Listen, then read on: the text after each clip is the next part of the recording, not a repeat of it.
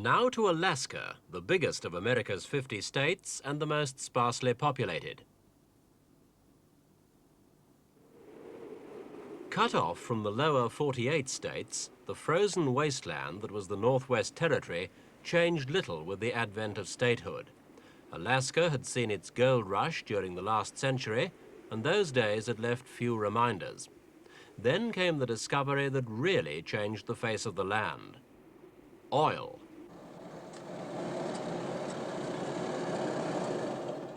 Oil had been discovered here in the Arctic Circle as long ago as 1907, but it wasn't until the 1950s that major fields were uncovered.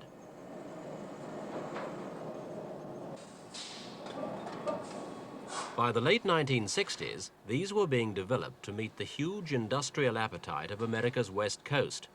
It was estimated that Alaska, the land the United States bought from the Russians for 2 cents an acre, could provide 12% of all the oil America needed.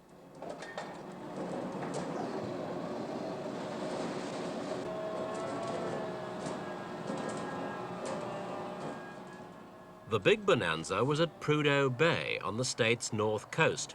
The only problem, it was 200 miles from the nearest ice-free port.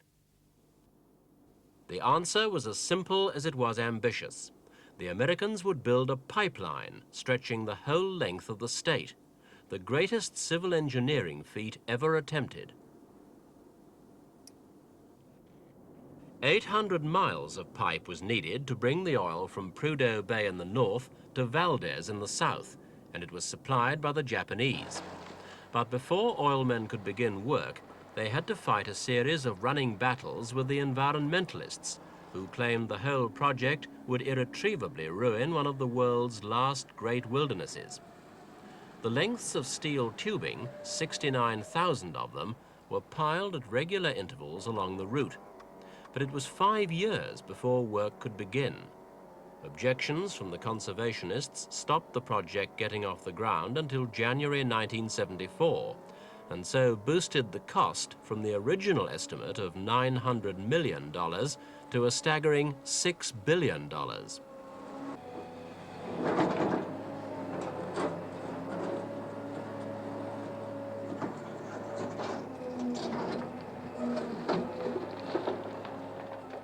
In a world that had suddenly become environment conscious, the oilmen found themselves having to fight for every foot of their pipeline. It was discovered, for example, that caribou, which migrate from one side of Alaska to the other, couldn't cross the pipe. So the construction men had to bury certain lengths underground and build other sections on pylons.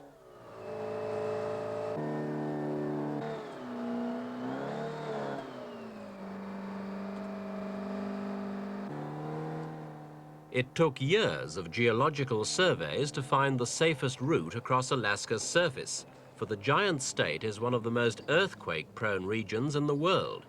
But even now, the problems, both social and technical, are far from over.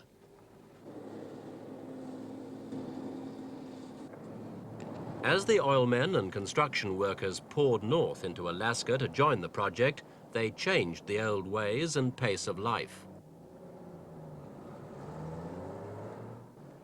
Oil companies had to provide special facilities for workers and executives alike. A recreation center like this cost far more than it would have done in a kinder climate.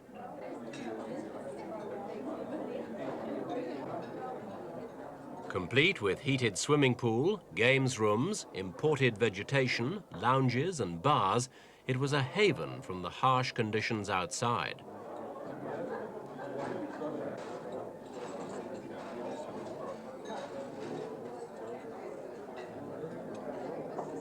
Each of the camps became an island of civilization in what the Americans still refer to as the last frontier.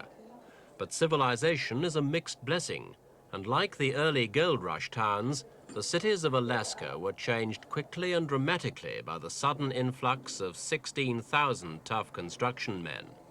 Thanks so much. Okay, thank you.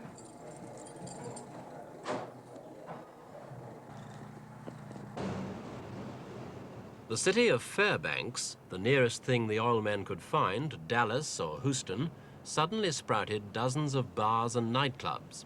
For oil meant money, big money, and if the pipeline was inevitable, the Alaskans were determined to share in the bonanza. And with the men and the money came the unions. The most powerful of these is the Teamsters Union. Jess Carr, the Teamsters' Alaskan boss, seen here on the right, has been accused of wielding such political power that no one can challenge him or his control over the workers. Since they moved into Alaska, the Teamsters have recruited members from trade after trade and are being accused of building up a labor monopoly in the state.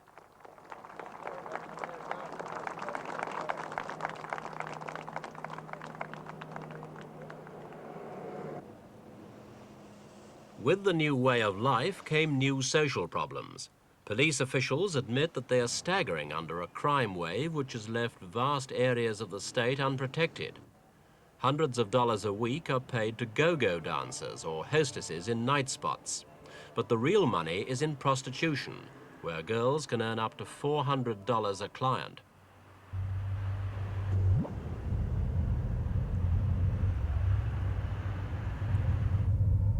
Not have the pipeline was that Alaska. Catherine Fanning is editor of an Anchorage newspaper. So what's your assessment? Does she think now, Alaska is being destroyed by the boom? Well, I think you can see it hasn't been destroyed. I think that life in Alaska has changed, some for the good and some not so good. It's brought a great many more people. We have a lot more traffic, higher buildings, and all that kind of thing. But it's also brought a great many opportunities for people. So I think that it's to look at it in a balanced fashion. You have to say it has not been the disaster that a lot of people predicted. Perhaps these are the prices that Alaska must pay for the pipeline and the money. But if the townships and residents of the state feel they have got off lightly, the Alyeska Pipeline Service Company, a consortium of 8 oil companies, doesn't share the view. State officials and former company employees claim that to buy labor peace, the company has had to turn its back on rampant overmanning, union terrorism, and large-scale theft. And that's not all. The pipeline, too, is in trouble. These sections, buried in the permafrost, are being dug up for inspection and may have to be scrapped because of faulty welds.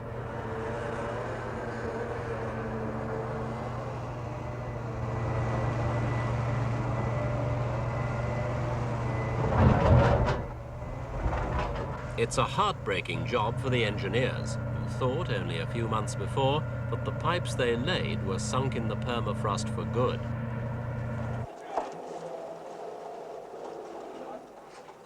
Some of the workers claim that extreme temperatures caused the pipes to expand and contract and so damaged the welds, but the company believes differently. Each welding team, as it worked its way along the pipeline, was followed by an X-ray team to check the welds. But it's been discovered that some of the films don't show the welds they're supposed to. Some 200 X-rays of critical welds are missing, and it's claimed some of the X-rays were deliberately falsified to save time and increase bonuses.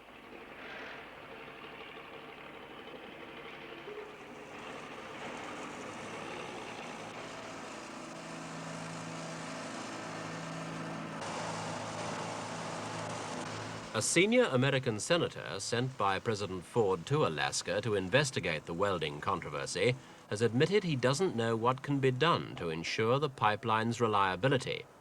The 400 miles of pipeline so far completed is now being X-rayed, pushing still higher the cost of the project, which is now 8 times greater than the original estimates.